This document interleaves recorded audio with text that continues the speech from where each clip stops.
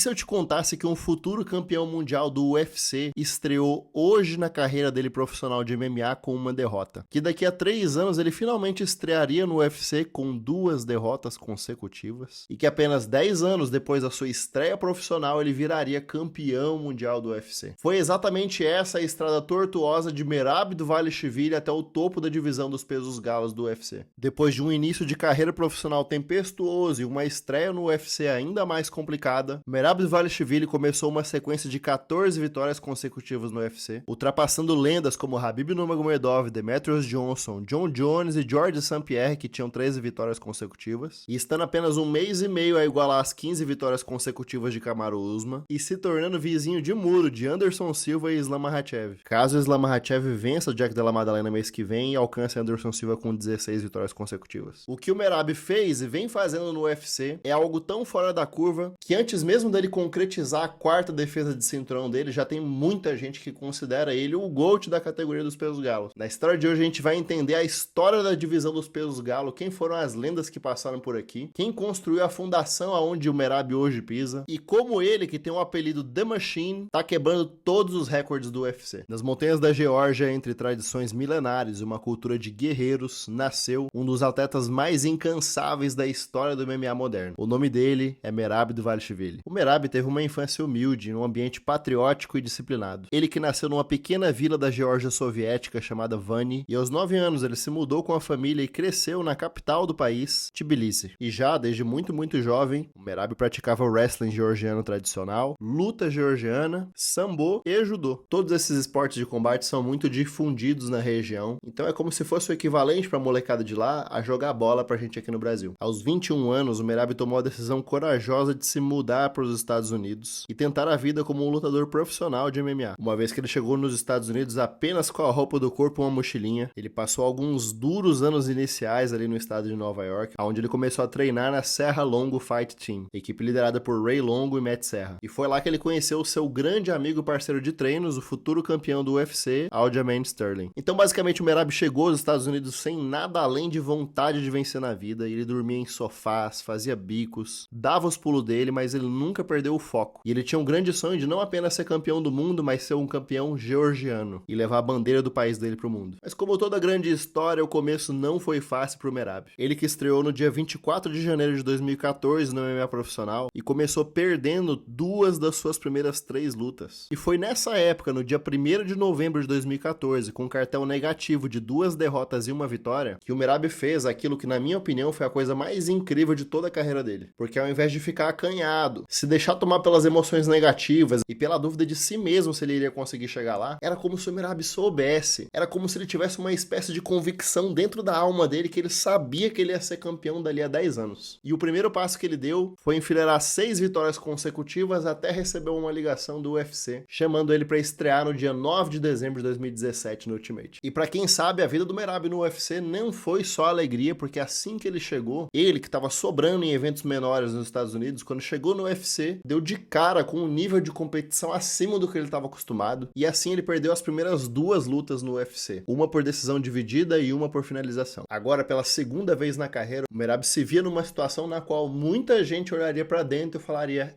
acho que não é para mim. Mas ao invés de jogar a toalha, o que o Merab fez foi usar essas 2 derrotas de combustível para chegar no topo da divisão. Daqui em diante, meu amigo, a gente ia descobrir o lutador que ficaria conhecido como a máquina, quando ao longo de quase 7 anos, Merab Dvalishvili trucidaria todos os oponentes que apareceram na frente dele, até ele ter a oportunidade de disputar o cinturão. Mas antes da gente chegar na parte lendária da carreira do Merab, eu preciso dar uma contextualizada histórica para você agora sobre como surgiu a categoria dos pesos galos, que nem sempre teve aqui. Caso você não tenha acompanhado as edições mais antigonas do UFC, né? Antigamente não tinha esse monte de divisão que tem hoje. Daí daqui a pouco fizeram uma separação, botaram os pesados aqui, os médios aqui, aí daqui a pouco teve meio pesado, daqui a pouco meio médio, daqui a pouco leve. Então foi aos pouquinhos que as categorias de peso foram sendo instituídas no UFC, começando pelos mais pesadões e voltando para os mais levinhos. Então, pra gente entender a dimensão do castelo no qual reina Merab Dvalishvili, é preciso entender agora a história da divisão que ele domina. E para contextualizar a origem da divisão dos pesos galos do UFC, é preciso a gente rebobinar a fita lá pro WEC, o World Extreme Cage Fighting, que era basicamente um evento parecido com o UFC, mas no plantel de lutadores eles tinham aquela galera mais levinha, mais baixinha. Então tinha Anthony Pettis, Demetrius Johnson,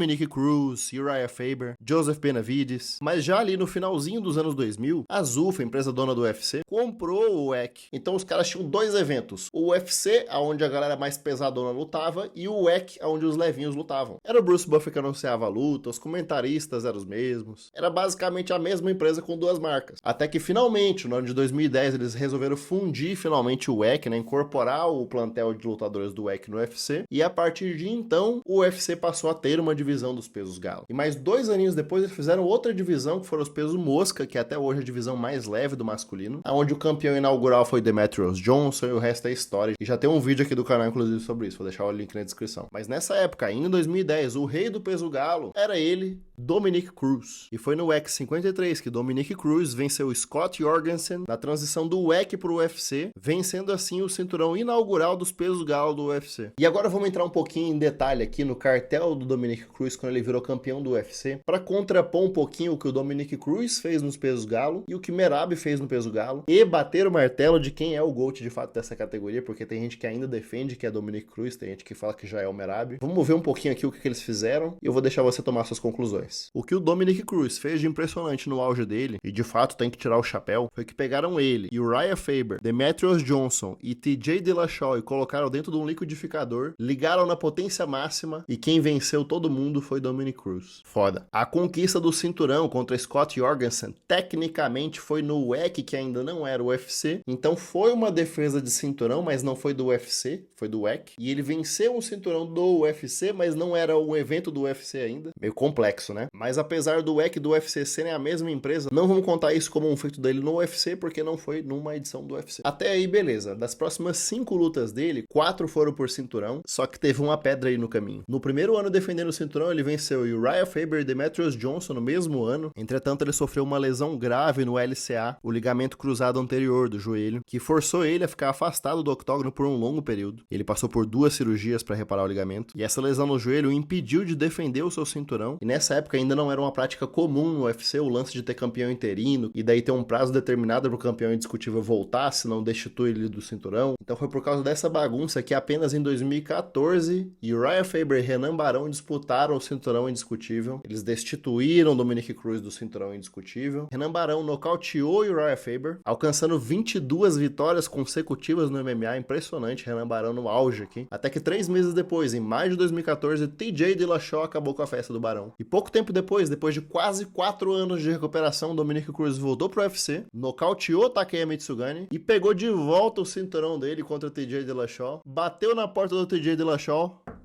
falou: meu parceiro, muito obrigado por ter cuidado do meu cinturão enquanto eu tava ali recuperando o joelho, mas me dá esse cinturão aqui que eu quero ele de volta. Essa luta aqui, inclusive, foi disputadíssima, foi uma decisão dividida a favor do Dominick Cruz. E finalmente, no UFC 199, ele fez a sua terceira luta da trilogia com Uriah Faber, botou um ponto final na rivalidade deles, mostrou que ele que era o macacão da bola azul aqui, e venceu por decisão unânime. A festa do Dominick Cruz acabou apenas no UFC 207, quando ele perdeu o cinturão para Cody Garbrandt. E se não bastasse a perda do cinturão, o Dominick Cruz teve mais uma lesão, dessa vez foi um deslocamento no ombro, e foi apenas 4 anos depois que o Dominick voltou para enfrentar Henry Cejudo pelo cinturão dos pesos galo, mas choveu soco e joelhada para ele no finalzinho do segundo round, e ele foi nocauteado pelo Henry Cejudo. Analisando então os números do Dominick Cruz como campeão do UFC, considerando apenas o período pós-WEC no UFC, 4 vitórias em disputas por cinturão, sendo 3 defesas. Se a gente contar o período do WEC, que era a mesma galera do UFC, mas era outra marca, foram 7 vitórias em disputa por cinturão, sendo 5 defesas bem-sucedidas. Então, se a gente der uma olhada no histórico da divisão dos pesos galo, com todos os campeões da categoria até hoje, desde o Dominick Cruz até Renan Barão, TJ Dillashaw, o segundo reinado do Dominick Cruz, Cody Garbrandt, segundo reinado do TJ Dillashaw, Henry Cejudo, Peter Yan, Aljamain Sterling, até Sean O'Malley, que é o antecessor do Merab Dvalishvili. Dessa galera toda aqui, só quem defendeu o cinturão 3 vezes até hoje foram Dominick Cruz, Renan Barão, se considerar as defesas do cinturão interino dele, Aljamain Sterling e o próprio Merab. Se a gente pontuar na cartelinha a época do WEC, os números ainda estão do lado do Dominick Cruz. Agora, por que o Merab, com apenas 3 defesas de cinturão, já é o 0-1 dessa categoria, independente das defesas de cinturão da época do WEC do Dominick Cruz? Como a gente viu anteriormente, o Merab estreou no UFC com 2 derrotas, mas de 2015 em diante ele começou uma sequência de 10 vitórias consecutivas no UFC. Mas antes mesmo do Merab virar campeão, ele derrotou 3 ex-campeões campeões do UFC. Eu tô falando aqui de José Aldo, Peter Yan e Henry Cejudo. Todas as 3 lutas vencidas por decisão dominante unânime, num ritmo inquebrável e um volume de golpes e quedas sufocante para os oponentes dele. Foi assim que no UFC 306, na primeira edição do UFC Noche, que foi lá na Esfera em Las Vegas contra Sean O'Malley, Merab Dvalishvili se tornou finalmente o campeão mundial dos pesos galo do UFC, apenas 10 anos depois dele ter aquele começo amargo de carreira com 2 derrotas e 1 vitória, do outro lado do mundo, longe de casa, com uma nuvem gigantesca de autodúvida em cima dele, mas ele não deixou isso parar ele. E o Sean O'Malley, que até então representava a nova geração dos lutadores americanos do UFC, os lutadores geração Z, que se comunica diretamente com essa garotada nova que tá chegando aí, Sean O'Malley ficou sem resposta nenhuma pro Merab, e foi assim que ele conquistou o cinturão de forma até mais fácil do que foi para manter ele na sua primeira defesa, porque na sequência ele teria a luta que seria até então a luta mais desafiadora da carreira dele, contra Umar Nurmagomedov, que foi treinado pelo titio dele, Abdulmanap Nurmagomedov, pai de quem? Habib Nurmagomedov. Esses dois, que já estavam trocando farpas ali nas redes sociais há mais de ano, finalmente estavam agendados para lutar em janeiro de 2025, no UFC 311, e de todas as suas lutas, essa aqui foi a minha luta favorita do Merab até agora, porque ele começou perdendo pro Umar. O Umar, que é da galerinha ali dos 103 Years Dagestan Forget. If you want your son high-level wrestling, send him 2-3 years Dagestan and forget. 3 years? Yes. You're out of your fucking mind. 2 weeks.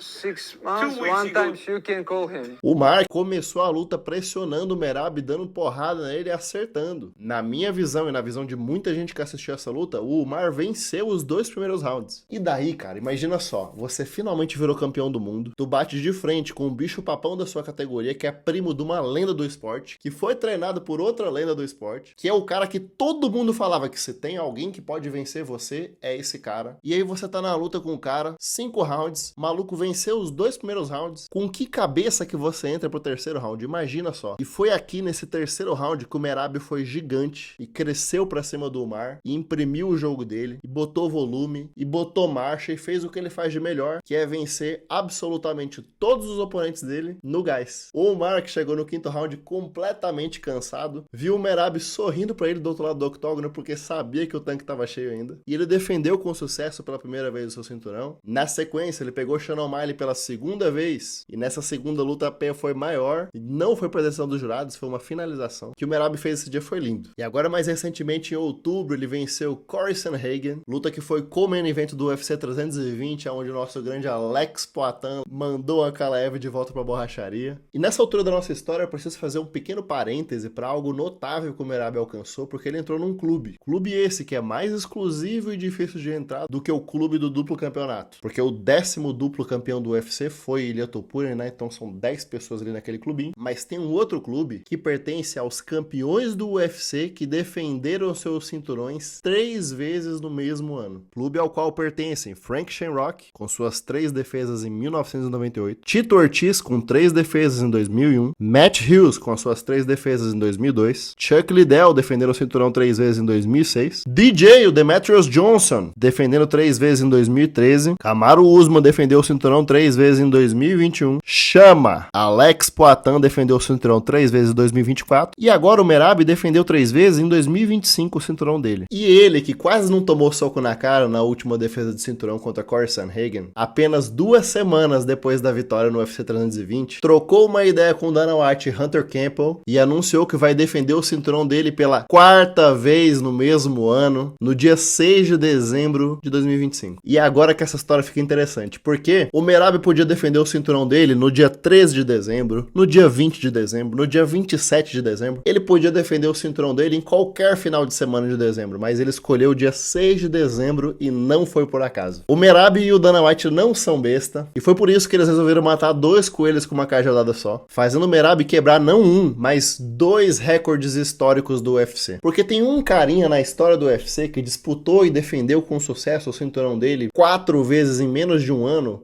chamado Alex Poatan Pereira. O Poatan virou campeão e defendeu 3 vezes o cinturão dele em 11 meses. Foi um total de 329 dias. E o Merab não bateria esse recorde se ele defendesse o cinturão dele no dia 20 de dezembro ou 27 de dezembro. Ele igualaria o recorde do Poatan se ele defendesse dia 3 de dezembro. E foi por isso que o último evento oficial do UFC no formato de pay-per-view, antes deles irem pra TV aberta no contrato com a Paramount do ano que vem, que entra em vigor em janeiro, o último pay-per-view do UFC, edição 323, vai acontecer no dia 6 de dezembro, tornando o Merab o primeiro cara a defender o cinturão 4 vezes no mesmo ano. Ele vai inaugurar um clube dele, que vai ter só ele por enquanto, e por uma semaninha ele vai quebrar o recorde do Poatan de 329 dias, porque em apenas 322 dias ele vai ter disputado e vencido com sucesso 4 lutas valendo o cinturão no UFC. Safado demais. Então esse é o contexto que faz do Merab, sim, o atual GOAT da categoria dos pesos galo. Ele já passou o Dominick Cruz, já deixou a ver navios Dominick Cruz. Doa quem doer, Dominick Cruz tem lá as vitórias dele do WEC, mas cara, o auge dele foi vencer TJ Dillashaw, Uriah Faber e Demetrius Johnson, sendo um Uriah Faber que já não tava mais no auge, um Demetrius Johnson que não tinha chegado no auge dele ainda, que tava no comecinho da carreira, e o TJ Dillashaw beleza, foi foda. O Merab, antes de ser campeão, já enfileirou 3 ex-campeões do UFC. Pegou um Aldo fora do auge? Pegou. Peter Yan foi a luta mais fácil da vida dele? Foi. Henry Cejudo também já não tava mais no auge?